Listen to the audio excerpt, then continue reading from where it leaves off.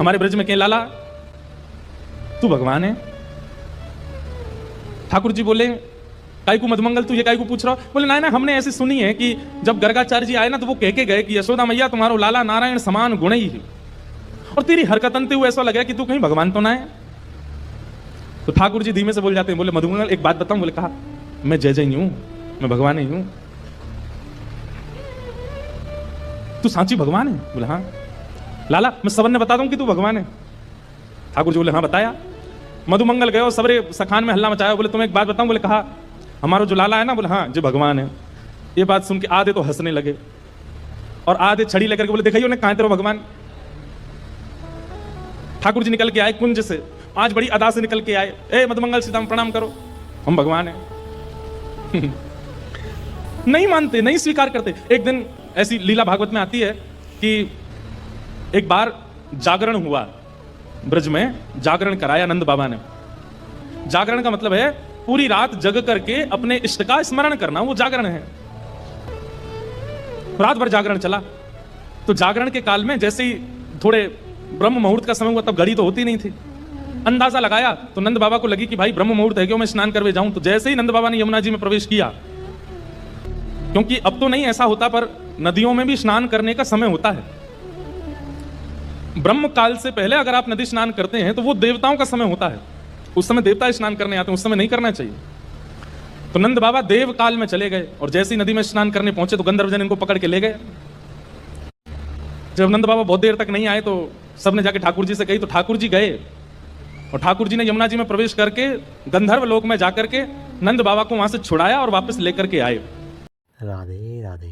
ठाकुर जी ने यमुना जी में प्रवेश करके गंधर्व लोक में जाकर के नंद बाबा को वहां से छुड़ाया और वापस लेकर के आए।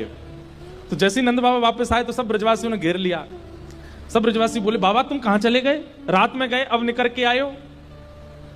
मधुमंगल श्रीदाम बोले बाबा हमें तो यूं बताओ, इतनी देर तुमने सांस कैसे ली भीतर, तुम चले कहां गए? बाबा बोले भैया दो देवता मुझे पकड़ के ले गए, मैंने देव काल में स्नान कर लियो। बोले फिर?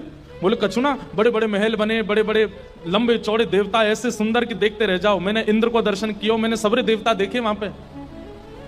और फिर बाबा फिर कहा भयो? बोले इतने में ही लाला आयो, और जैसे ही लाला आयो, लाला की आती सब या को प्रणाम करने लगे, सब या के चरण में नतमस्तक है गए, सब या की बलैया लेने लगे, गंधर्वजन या की आरती करने लगे। और सब ब्रजवासी टेढ़े टेढ़े देख रहे हैं, लाला है या पूज रहे हम बे, या की पूजा कर रहे हो इंद्र हम बे।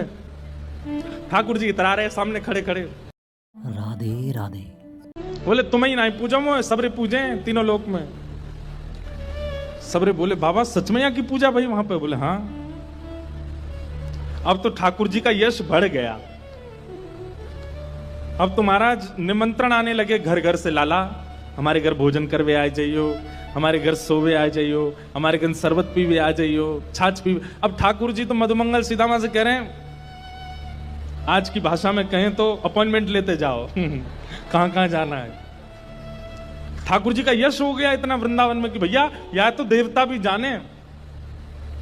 एक दिन सब ब्रजवासियों ने कही लाला तू सांची भगवान है, तू सांची बता दे, सौगंध खा के तू सांची भगवान है। ठाकुर जी बोले अगर मैंने बता दिया कि मैं भगवान हूं तो आप क्या करोगे, पूजोगे मुझे?